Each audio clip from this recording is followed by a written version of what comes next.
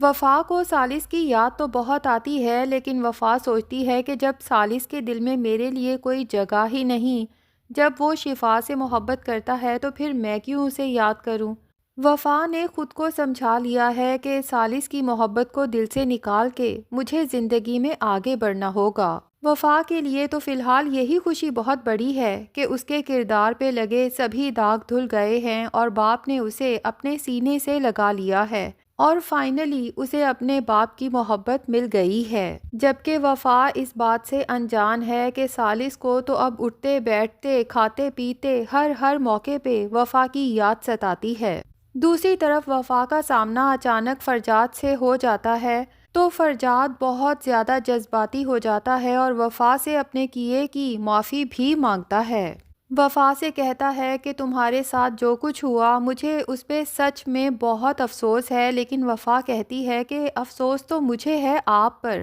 کہ میں آپ کو کیا سمجھی تھی اور آپ کیا نکلے۔ وفا کی بات فرجاد کے دل پہ تیر کی طرح لگتی ہے، لیکن اس کے پاس اپنی صفائی میں کہنے کے لیے کوئی لفظ بھی تو نہیں ہے، اس لیے خاموشی سے نظریں جھکا لیتا ہے اور آنکھوں سے آنسو رواں ہو جاتے ہیں۔ وفا سوچتی ہے کہ اب سب کچھ ویسا ہی ہے جیسا میں چاہتی تھی، میں اپنے باپ کی شفقت محبت حاصل کرنا چاہتی تھی، سب کچھ تو مجھے مل گیا، اپنے باپ کے گھر میں عزت کے ساتھ رہتی ہوں، لیکن پھر بھی میرا دل مطمئن اور خوش کیوں نہیں ہے؟ پھر خود ہی سوچتی ہے کہ میں نے اپنے دل کو جھوٹی تسلی تو دے دی ہے کہ ثالث میرا کبھی بھی نہیں تھا، اس نے میرے ساتھ رشتہ تو ضرور جوڑا تھا، لیکن اس کے دل میں ہمیشہ سے شفا تھی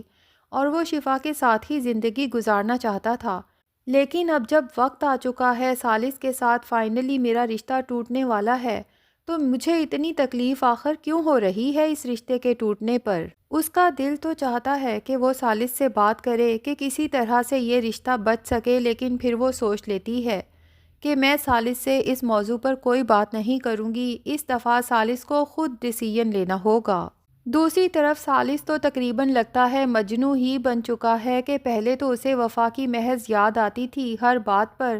اب تو اسے وفا باقاعدہ نظر آنے لگی ہے، اس سے باتیں کرنے لگا ہے۔ نیند سے جاگتا ہے تو اسے یکدم لگتا ہے کہ جیسے دروازہ کھول کے ابھی وفا کمرے میں داخل ہوئی ہے۔ وفا کو یوں اچانک اپنے کمرے میں اپنے سامنے دیکھ کر ثالث تو جیسے خوشی سے بے حال ہو جاتا ہے۔ فوراً کہتا ہے، وفا بہت اچھا کیا کہ تم آ گئی، دیکھو نا تمہارے بغیر میری حالت کیسی ہو گئی تھی۔ اور پھر اچانک ثالث کو احساس ہوتا ہے کہ وفا تو یہاں کہیں نہیں ہے، یہ تو شاید محض میرے دل کی خواہش ہے کہ وفا واپس آ جائے۔ دوسری طرف شفا کا تو غصے سے برا حال ہے کہ ایک طرف تو اس کی ماں صاف انکار کر دیتی ہے کہ تمہاری شادی ثالث سے کبھی نہیں ہو سکتی، الٹا تحریم جاتے ہوئے شفا کو بتا جاتی ہے کہ تمہیں نہیں پتا، تمہاری ماں نے تمہارے لیے رشتے دیکھنا شروع کر دیے ہیں،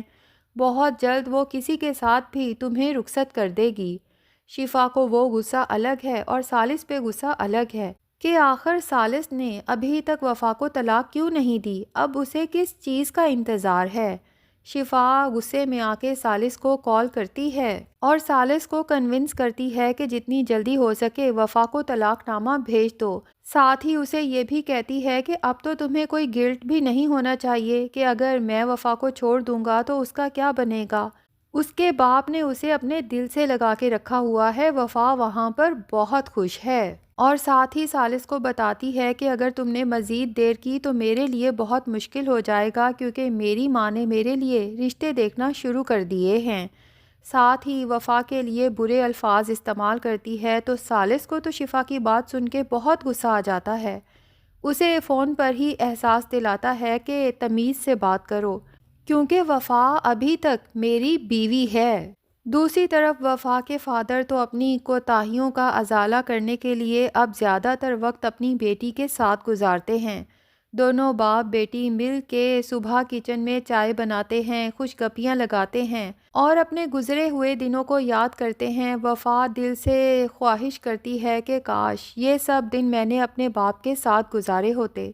اپنے باپ سے پوچھ لیتی ہے کہ جب میں پیدا ہوئی تھی تو کیا آپ کو خوشی نہیں ہوئی تھی؟ تو عثمان صاحب بتاتے ہیں کہ ایسی ویسی خوشی، میں تو خوشی سے دیوانہ ہو گیا تھا اور میں نے ہر جگہ مٹھائیوں کے 2 ڈبے بھیجے تھے اپنی بیٹی کی پیدائش کی خوشی میں۔ یہ سن کر تو وفا کی آنکھوں میں بھی خوشی کے جگنو جگمگانے لگتے ہیں۔ اب جیسے جیسے وقت گزر رہا ہے ثالث کا پچھتاوا بھی ساتھ ساتھ بڑھتا جا رہا ہے۔ اسے یوں لگنے لگا ہے کہ وہ اگر وفا کو اپنی زندگی سے نکال دیتا ہے تو اس کی زندگی تو جیسے بالکل ہی ادھوری ہو کر رہ جائے گی، جبکہ شفا کے ساتھ تو اب ثالث کا بات کرنے کا بھی دل نہیں کرتا۔ کہاں تو اس سے اتنی محبت تھی کہ اسے حاصل کرنا چاہتا تھا، اور کہاں اب یہ چاہتا ہے کہ شفا سے آمنا سامنا تک نہ ہو۔ اب جب اتنے دن گزر جاتے ہیں ثالث کوئی فیصلہ نہیں کر پاتا تو ثالث کے پیرنٹس فائنلی اس سے پوچھ ہی لیتے ہیں کہ آخر اس نے اب اپنی زندگی کے بارے میں مزید کیا سوچا ہے اور وفا کو اس رشتے سے آزاد کرنے کے بارے میں کیا فیصلہ کیا ہے۔ تو ثالث اپنے پیرنٹس سے کہتا ہے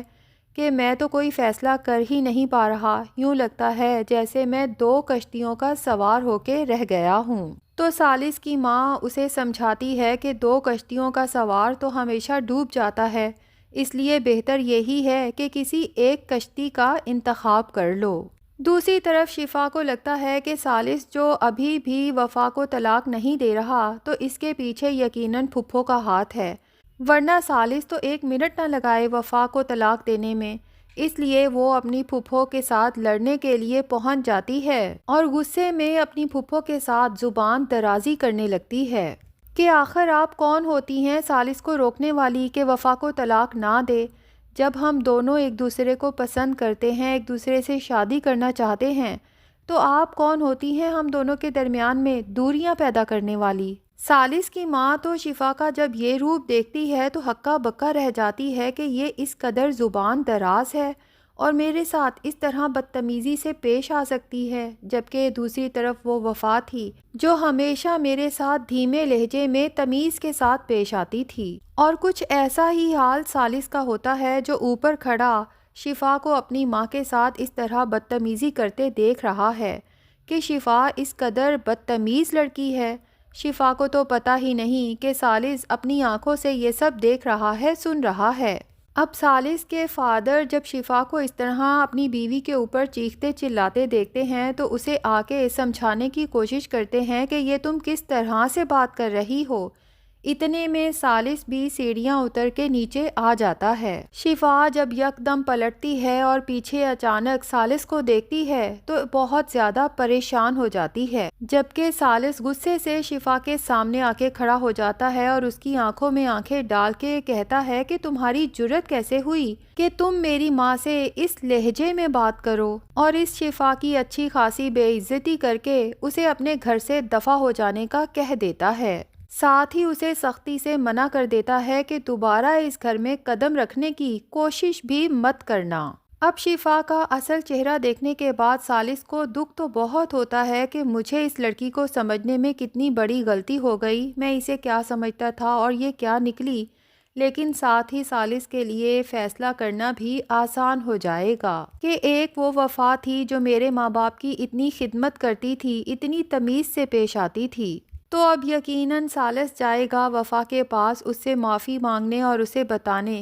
کہ وفا کے بغیر ثالث کی زندگی بالکل ادھوری ہے۔ تو ناظرین، آپ میں سے کس کس کو انتظار ہے وفا اور ثالث کے پھر سے ایک ہونے کا؟ کمنٹ سیکشن میں اپنی رائے کے اظہار کے ساتھ ساتھ ویڈیو کو لائک اور چینل کو سبسکرائب بھی ضرور کر دیں۔